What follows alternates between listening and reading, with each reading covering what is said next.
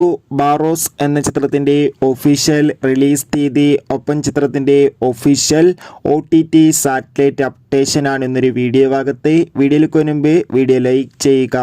മോഹൻലാൽ നായകനായി വരാൻ പോകുന്ന ചിത്രമാണ് ബാറോസ്.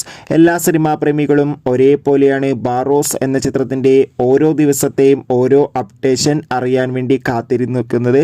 ചിത്രത്തിൻ്റെ ഒഫീഷ്യൽ ട്രെയിലറിനൊക്കെ മികച്ച പോസിറ്റീവ് റെസ്പോൺസ് തന്നെയായിരുന്നു ലഭിച്ചിട്ടുണ്ടായിരുന്നത്. ബാറോസ് എന്ന ചിത്രം ഈ വരുന്ന 2024 ഡിസംബർ മാസം 25-ാം തീയതി ക്രിസ്മസ് സ്പെഷ്യലായി തിയേറ്ററുകളിൽ എത്തുമെന്ന് ഒഫീഷ്യലായി കൺഫേം ആക്കിയിട്ടുണ്ട്. ഇപ്പോൾ ഇതാ ചിത്രത്തിൻ്റെ റിലീസിന് പിന്നാലെ ചിത്രത്തിൻ്റെ OTT സാറ്റലൈറ്റ് അവകാശങ്ങളൊക്കെ വിറ്റുപോയിരിക്കുകയാണ്.